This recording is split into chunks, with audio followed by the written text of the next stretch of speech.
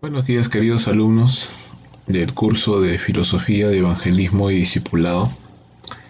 En esta siguiente sesión vamos a continuar examinando la separata de Evangelismo y Discipulado de Buena Tierra.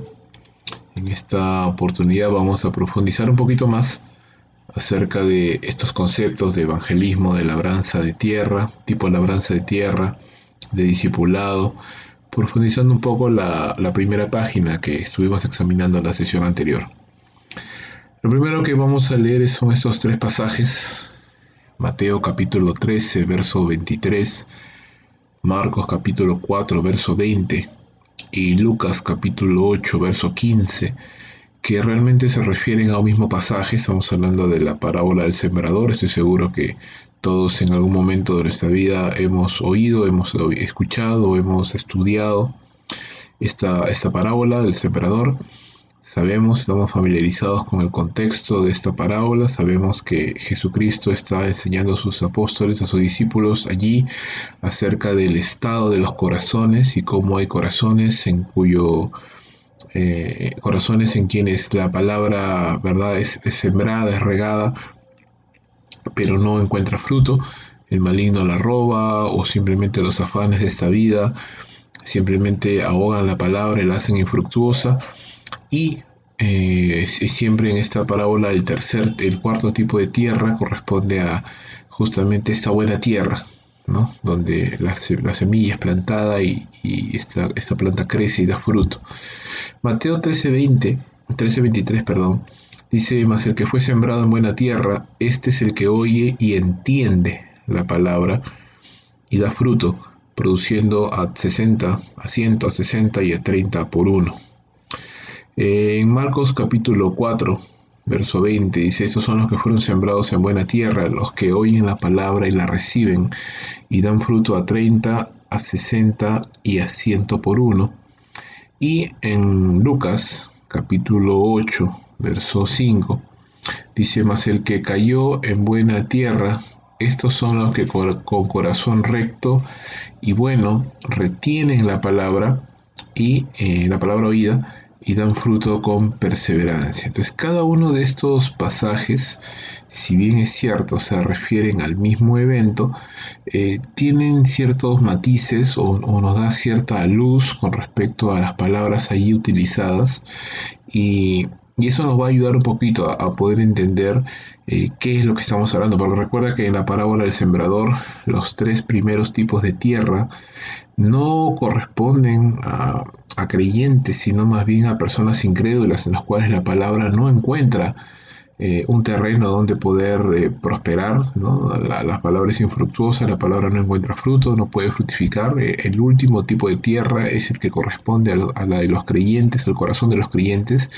y es en ese lugar donde la palabra sí puede dar fruto, ¿no? Puede fructificar y puede de alguna manera pues tener el resultado que la palabra de Dios tiene en el corazón de los hombres. Entonces, en el primer caso, en el primer caso de Mateo, Mateo capítulo 20, capítulo 13, verso 23, lo que vamos a ver ahí es a la palabra traducida por entender, en este caso en la Reina Valera, es el vocablo griego suniemi, que básicamente nos habla acerca de comprender, entender, considerar, ¿no? Entonces, hablando un poquito acerca o mejor dicho, esta palabra da el énfasis en el aspecto intelectual, ¿no? El aspecto intelectual de las verdades recibidas, ¿no? Este es un entendimiento intelectual, es una apropiación de los hechos, de la información. Entonces, esta palabra, este tipo de personas escuchan el mensaje, lo entienden, lo procesan intelectualmente, y este entendimiento da fruto. Ahora, no diríamos que la palabra fructifique en el corazón de las personas solamente con un entendimiento intelectual. Por supuesto, y en la sabiduría de Dios, Él nos ha dado acerca de este pasaje, de la parábola del sembrador, varios pasajes, y es interesante que en cada uno de ellos encontramos diferentes palabras que dan un énfasis, así como Suniemi habla acerca de una apropiación intelectual. de las verdades recibidas. Por ejemplo, en Marcos capítulo 4, ¿no? En el verso número 20, la palabra es diferente. No es suniemi, sino es paradejomai. Y esta palabra griega traducida como recibir, en este caso, en la Reina Valera, nos habla acerca más bien de aceptar, de abrazar, ¿no? Entonces ya no estamos hablando de un tema intelectual aquí, sino que esta palabra más bien nos da un énfasis acerca de cómo nosotros tenemos una apreciación, un apego por el tema de los sentimientos, es decir, lo recibo con una buena actitud, no me cierro ante esa verdad, estoy dispuesto a recibirla. Entonces aquí ya no estamos hablando tanto de un tema intelectual, sino más bien de un tema de la actitud, del ánimo, ¿no? Con el cual yo estoy recibiendo la palabra implantada en el corazón. Y el pasaje de Lucas, Lucas capítulo 8, en este caso, en el verso número 15, vuelvo a repetir, estamos hablando del mismo evento, estamos hablando de la parábola del sembrador. En este mismo evento, en este pasaje, aquí la Reina Valera ha sido traducido, la palabra ha sido traducida como retener, pero en el vocablo griego es catejo, y eh, eh, la traducción literal de esto sería básicamente tomar posesión, retener, eh, abrazar también, pero más en un sentido de la voluntad, ¿no? Así que es interesante que en estos tres pasajes, cada uno de ellos, la palabra, tanto Suniemi, que da un énfasis en el aspecto intelectual, Paradejomai, que da un énfasis en el aspecto de, del ánimo, de las emociones, y Catejo, que nos da un énfasis en el aspecto de la voluntad, porque estoy abrazando, estoy tomando posesión, reteniendo lo que obedeciendo, ¿no? Interiorizando lo que he escuchado. Entonces, uniendo esos tres aspectos de la misma verdad, entonces pudiéramos decir que este hecho de que la palabra es plantada en el corazón de una persona y da fruto, sucede cuando hay una apropiación intelectual de esas verdades, cuando esa persona recibe con una buena actitud esas verdades y cuando la abraza, cuando con su voluntad la interioriza en su propia vida. Entonces, ¿en qué se parecen estos relatos? Se parecen en que ambos, los tres relatos, perdón, nos están hablando acerca de cómo esta buena tierra, que equivale al corazón de un verdadero creyente, de alguien que verdaderamente entendió la palabra de Dios, entonces toma y recibe esta palabra y puede dar fruto. ¿En qué se diferencian estos relatos? Básicamente en que cada uno de ellos hace énfasis en un aspecto diferente de la apropiación de la verdad, ¿no? Como vuelvo a repetir, y lo dije hace un instante, no podemos decir solamente que una persona es creyente porque entiende solamente el, el Evangelio, intelectualmente hablando. No pudiéramos decir que una persona es salva solamente porque se siente bien con respecto a las verdades del Evangelio, ni tampoco podríamos decir que un creyente lo es simplemente porque toma una decisión, ¿verdad? Levanta la mano, ora y dice, ok, yo soy creyente a partir de ahora, sino que es una conjunción de factores. Realmente la verdadera fe, la fe salvadora de la que nos habla la Biblia, es una conjunción de estos tres aspectos: el aspecto intelectual, el aspecto emocional y el aspecto de la voluntad, el aspecto volitivo. Entonces, una verdadera fe, una fe salvadora, no es una fe ignorante, es una fe que entiende los aspectos de la persona, vida y obra de Cristo Jesús. Es una fe que ha aceptado de buena gana el hecho de que somos pecadores y que necesitamos un Salvador, y que ha tomado esa decisión, ¿no? De dar la espalda al pecado y volvernos hacia Cristo Jesús. Es simplemente la verdadera fe. Estamos hablando de la conversión, estamos hablando de la salvación acá. Ahora, ¿por qué es importante entender esto? Porque muchas veces en el evangelismo que nosotros hacemos, en la labor de compartir el evangelio, sea de manera personal, sea a través de, del ministerio de la iglesia o de algún tipo de actividad en el cual nosotros podamos vernos involucrados, muchas veces podemos cometer el error de pensar que la salvación simplemente es llevada a cabo por la exposición del evangelio. Realmente ninguno de nosotros tiene certeza, no pudiéramos tener certeza de en qué momento ocurre la salvación de una persona.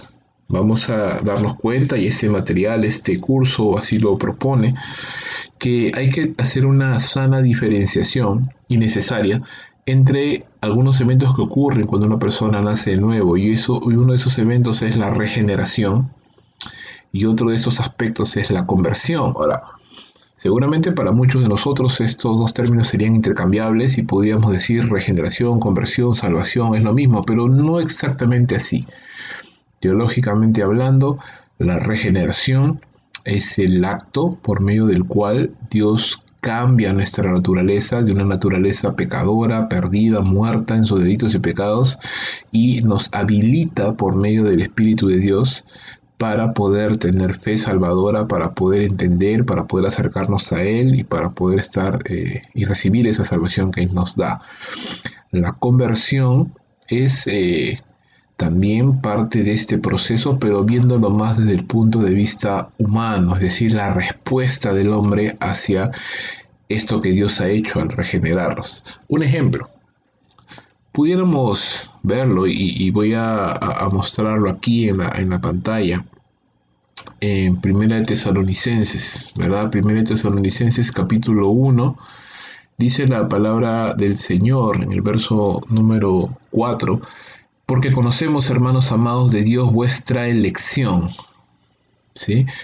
Está hablando Pablo aquí en los tesalonicenses, y está diciéndoles que él conoce que ellos han sido elegidos por Dios, él conoce que ellos son verdaderamente creyentes porque Dios ha obrado en ellos, y ese es el término teológico de la elección, ¿verdad? Dios ha elegido y Él ha salvado en su determinado momento a quienes Él ya ha predestinado y ha conocido desde antes de la fundación del mundo. Pero el verso 9 dice, porque ellos mismos cuentan de nosotros la manera en que nos recibisteis y cómo os convertisteis de los ídolos a Dios para servir al Dios vivo y verdadero. Entonces, si bien es cierto, el verso 4 habla acerca de la elección, de esta obra maravillosa de Dios habilitando a estos hombres para que puedan conocerle, el verso 9 nos habla acerca del otro aspecto de esa misma verdad. No estamos hablando de verdades contradictorias ni excluyentes, son aspectos complementarios más bien, ¿no? O la regeneración va a producir de todas maneras la conversión, ¿no? Eso es lo que conocemos en algunos aspectos como la gracia irresistible, ¿no? Dios llama y esa persona va a acudir al Señor, a esta persona cual Dios ha escogido, pues esta persona va a realmente ser convertida, va a responder en fe, y es un poco lo que Pablo está diciendo, ¿no? Pablo está asegurando aquí que Dios efectivamente había elegido a los tesalonicenses y ellos en algún momento determinado a la predicación de Pablo, a la predicación del Evangelio, y por eso decíamos la semana pasada que qué importante es la predicación del Evangelio, porque ese es el medio por el cual Dios ha decidido salvar al hombre por la locura de la predicación, pero a la predicación de Pablo, dice, ellos recibieron esto, esta verdad, este Evangelio, y se convirtieron de los ídolos a Dios, ¿no? Entonces ahí está el otro aspecto. Entonces, en ese sentido, es necesario y sano hacer esa distinción, aunque son aspectos de la misma salvación, del mismo nuevo nacimiento, como un solo fenómeno maravilloso que ocurre en la vida de una persona, pero el aspecto de la regeneración lo entendemos como un evento en el cual Dios regenera y cambia la naturaleza de una persona y le habilita para creer, pero la conversión es un proceso en el cual esta persona empieza a responder de manera positiva, intelectualmente hablando, emocionalmente hablando y volitivamente hablando, empieza a responder a las verdades y a la luz que ahora es capaz de ver, que antes no podía ver, pero ahora, siendo regenerado, puede ver. No estoy diciendo que después de la conversión recién esta persona es salvo. No, esa persona ya es salvo desde el instante en que Dios le ha regenerado.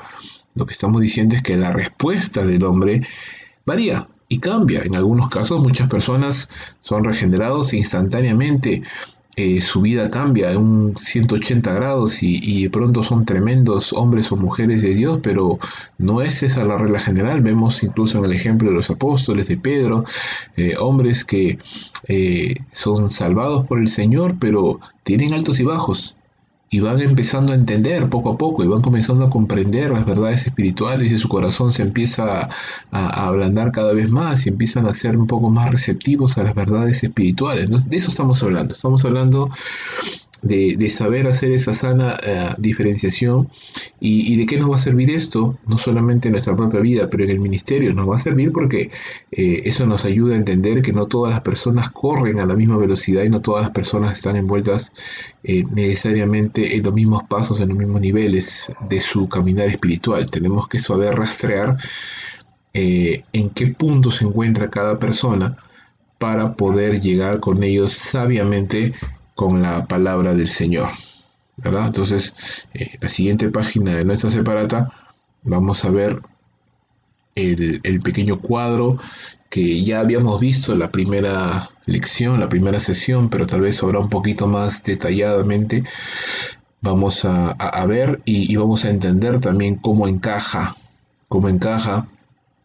los materiales de la historia de la esperanza, del camino al gozo, dentro de este proceso de regeneración, de conversión de la persona. Dentro de lo que podemos ver en este gráfico, la mitad de este gráfico está determinado, dividido por este gran evento de la regeneración, ¿no? Que es lo que toda persona que evangeliza debe orar, ¿no? Oramos para que a la presentación del Evangelio las personas sean salvas, las personas sean regeneradas, teológicamente hablando, ¿no? Sean regeneradas. Y antes de la regeneración, y aquí es justamente donde entra lo interesante de este curso, antes de la regeneración, nosotros tenemos que hacer una labor de evangelismo y ser un poco más intencionales y más proactivos, ¿no? Porque a veces, como lo hemos comentado, podemos hacer un evangelismo muy superficial, solamente repartiendo folletos, invitando a la iglesia o compartiendo tal vez sí la buena noticia del evangelio, pero sin estar seguros si la persona lo está entendiendo o no. Entonces no podemos asegurar la salvación de una persona o la regeneración de una persona si esa persona no ha entendido. Recuerda que el entendimiento es parte importante de este proceso de poder ser regenerado. Entonces, tenemos que estar seguros, o tenemos que por lo menos asegurarnos lo mayor posible de que la persona está entendiendo el mensaje del Evangelio. Entonces, ahí es donde entran en esta primera etapa, en esta primera parte que podemos ver acá, el evangelismo del tipo labranza y la tierra, el evangelismo de tipo siembra y el evangelismo de tipo cosecha, ¿no? Donde lo que queremos hacer es quitar toda la cosmovisión equivocada, quitar todos los conceptos preconcebidos de las personas y mostrarles la verdad de Dios, quién es Él, quién es el hombre, cuál es nuestro problema, qué es lo que Dios ha hecho por nosotros y tratar de responder y de quitar y de allanar todo argumento, toda idea, todo mito que puedan haber en las mentes de las personas, en los corazones de las personas. Y eso tiene, por supuesto, cierto grado de desarrollo que no necesariamente va a ser tal cual para todas las personas, pero todas las personas pueden estar en algún tipo de estas escalas, ¿no? Algunas personas tienen un poco más de conocimiento de Dios, algunas personas están muy confundidas en cuanto a la idea de Dios, del hombre, del pecado. Hay personas que no tienen ninguna idea de Jesús ni del Evangelio, hay personas que ya han escuchado varias veces el Evangelio, hay personas que no tienen, mejor dicho, que tienen una sed, que tienen una necesidad de algo espiritual, hay personas que están muy endurecidas en su corazón. Entonces, no todas las personas pudiéramos ubicarlas en un mismo nivel, pero todas las personas necesitan algún tipo de evangelismo y queremos a través de la historia de la esperanza poderles mostrar la revelación de Dios, de su plan, de su carácter, de su persona, de sus obras y esa verdad limpie su mente, limpie su corazón con el propósito de dejar llano, así como cuando nosotros vamos a plantar en un campo, no podemos hacerlo antes de haber arado la tierra y haber quitado todas las piedras y haber quitado todos los obstáculos, las raíces muertas, los troncos, las piedras y todo tipo de obstáculo, arado esa tierra, abonado esa tierra y preparada para poder sembrarla. Pues de la misma manera tenemos que ser proactivos en cuanto a preparar los corazones de las personas y la historia y la esperanza es un material que nos puede ayudar muchísimo para eso, ¿no? No significa que cada uno de esos tipos de evangelismo tipo labranza de la tierra, tipo siembra, tipo cosecha, son excluyentes o que automáticamente una persona pasa de un tipo de evangelismo al otro, sino que va a depender. Si hay personas a las cuales le estamos compartiendo el Evangelio que ya tienen un entendimiento de Cristo, que ya tienen un entendimiento del Evangelio, que ya han sido expuestos al Evangelio incluso, y que incluso pudieran estar luchando en sus corazones para ya arrepentirse y confiar en Jesús, pues seguramente se encontrarán en las escalas más altas de esta regla, y ya necesitaremos simplemente orar y llegar a confrontar a esa persona y poderle persuadir de conocer a Cristo Jesús. Si me encuentro con una persona más bien que no tiene ningún tipo de conocimiento de Cristo, ni del Evangelio, ni de la Biblia, y no se siente pecadora, y no tiene ninguna conciencia de su pecado, ni siquiera podía entender el concepto de pecado, entonces probablemente estará en los niveles más bajos de esta escala y tendré que más bien empezar por ahí. Antes siquiera de hablarle del Evangelio, antes siquiera de hablarle de Cristo Jesús, tendría en primer lugar yo que construir, ¿verdad? Tratar de construir verdades bíblicas en su corazón, en su mente, hablándoles acerca de Dios, acerca de su voluntad, acerca de lo que es el pecado y lo que significa violar la voluntad de Dios. Entonces, no sé si me estoy dejando entender, pero esto demanda un conocimiento, un análisis, una lectura de las personas a las cuales estamos llegando y estamos ministrando. Entonces va a ser bueno que cada creyente, ministro, siervo del Señor, iglesia, pues sepamos leer nuestra generación, sepamos leer los corazones, no en un sentido de la omnisciencia, por supuesto, pero leer los corazones, leer las necesidades, leer la condición en la cual las personas están llegando a o están presentándose entre nosotros para que les compartamos el Evangelio y ayuda mucho a hacer preguntas, ayuda mucho tener un tipo de conocimiento de estas personas para poder saber tratarlas correctamente. Y en el caso de que ya tenemos este evento maravilloso de la regeneración y empieza la santificación, ¿verdad? Empieza esta persona ya a entender y a comprender cada vez más porque ya ha sido habilitada por Dios, ha sido facultada por Dios para hacerlo. Entonces estamos hablando ya de discipulado, ¿verdad? En el cual ya comenzamos a fundamentar las verdades básicas de esta persona, comenzamos a animarle a testificar, comenzamos a animarle a obedecer al Señor, a comprometerse con la obra de Dios,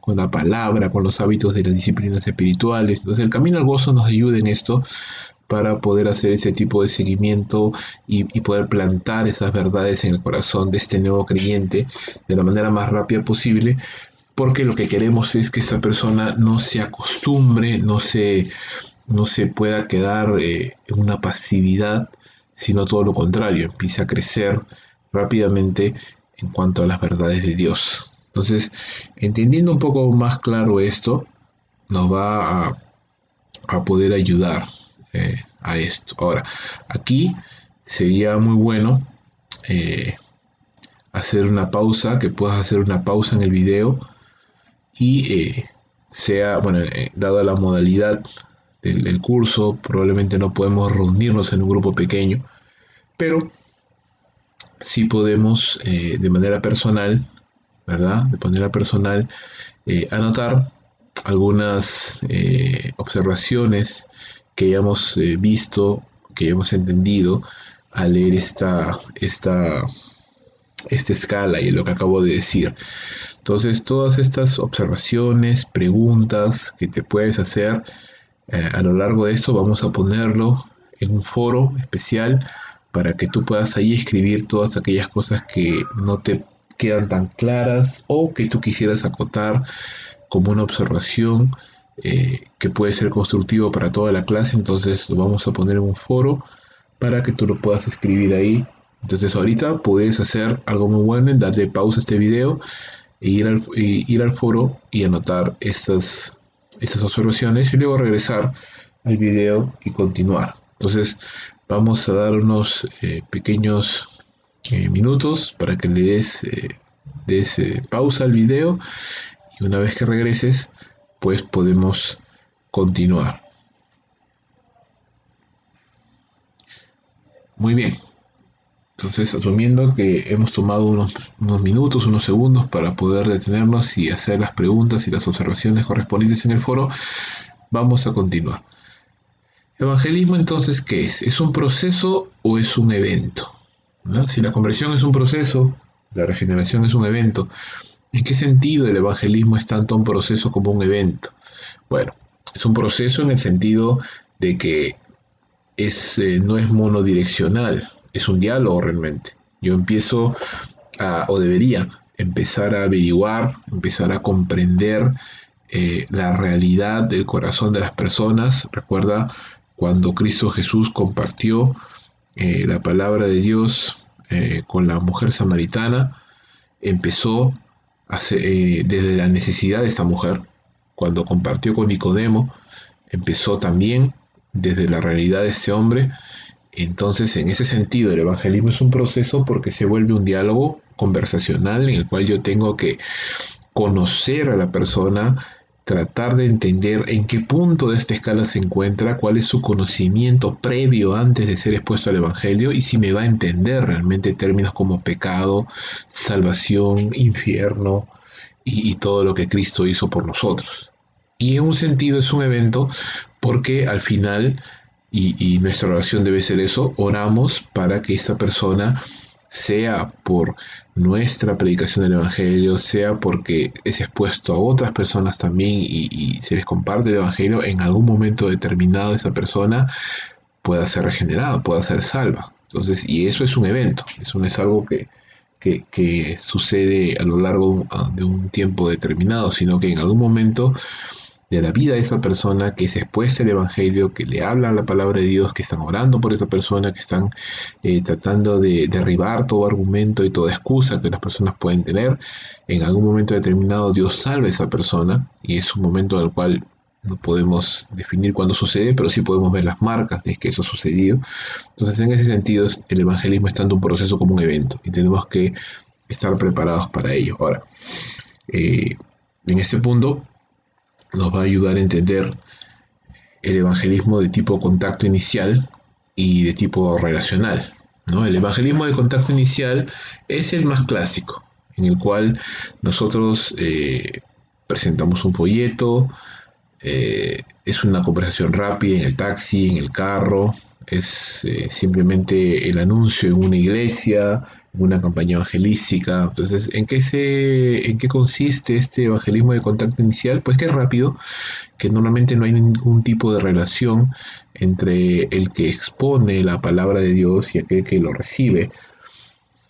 Y básicamente se enfatiza en el evento culminante, es decir, buscamos la regeneración, oramos y buscamos que Dios salve a esa persona, oramos y buscamos que esa persona tome una decisión sin tener conocimientos previos de esa persona, cuál es su situación, cuál es su conocimiento bíblico, ni qué cosmovisión tiene, ni nada, porque seguramente no tengo tiempo de averiguar la cosmovisión de una persona en un taxi, porque es unos pocos minutos que estoy ahí y necesito compartir a esa persona antes de retirarme, o tal vez en la calle me encuentro con una persona y de pronto se presta la posibilidad de poder compartir el Evangelio y no tengo el tiempo para poder estar averiguando sus creencias y todo. Simplemente confío en el Señor de que Él va a obrar.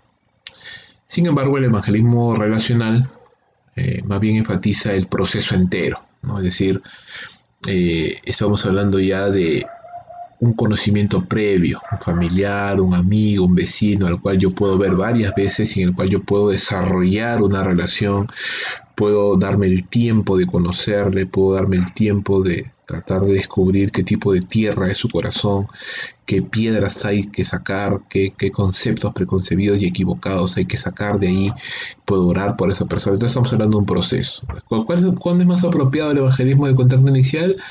Pues cuando no tengo tiempo para desarrollar una relación con esa persona. Estoy en el carro, estoy en el taxi, conocí a una persona en el consultorio y no tengo mucho tiempo para verla y probablemente nunca más lo voy a volver a ver. ¿Cuáles son los peligros relacionados con el enfoque de evangelismo de contacto inicial? Que no sé exactamente la cosmovisión de esa persona. Entonces probablemente yo piense que le he compartido el evangelio y que he sido muy claro, pero tal vez la persona no le ha quedado nada clara. Porque vuelvo a repetir, no conozco los conceptos preconcebidos que tenía esa persona. En cambio, en el evangelismo relacional, ¿cuáles son sus ventajas? Bueno, las ventajas son de que puedo darme un tiempo para asegurarme de que la persona entiende claramente lo que le estoy diciendo. ¿Y cuáles son los peligros de esto, de ese enfoque? Pues que demore tanto y hay una familiaridad tan grande entre las dos personas que simplemente el incrédulo ya no lo tome en serio.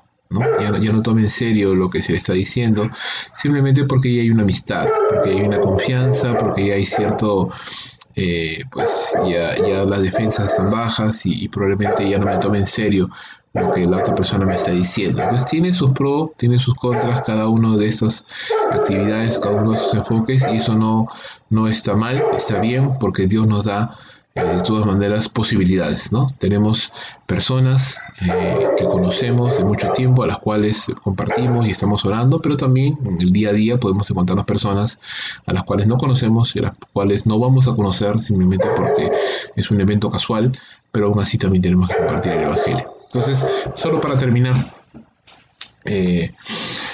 para terminar ya en esta clase, recordarles, hermanos, que para hacer un buen evangelismo, un evangelismo intencional y un discipulado exitoso, tenemos que darnos el trabajo de conocer las personas, de orar para que Dios nos dé la sabiduría para poder llegar a los corazones y poder responder con sabiduría a las preguntas que se hace esta generación, a las dudas, a los conflictos, a los temores de esta generación, sabiendo responder con la palabra de Dios, pues como decía Pablo, derribando todo argumento que se levanta contra el conocimiento de Cristo, ¿no? Y eso es lo que tratamos de hacer y eso es lo que este curso nos anima a hacer. Entonces, eso es todo por esta sesión. Sigamos adelante construyendo la idea, construyendo ese material. Y muchísimas gracias, queridos alumnos. Hagan, por favor, realicen las actividades de la semana.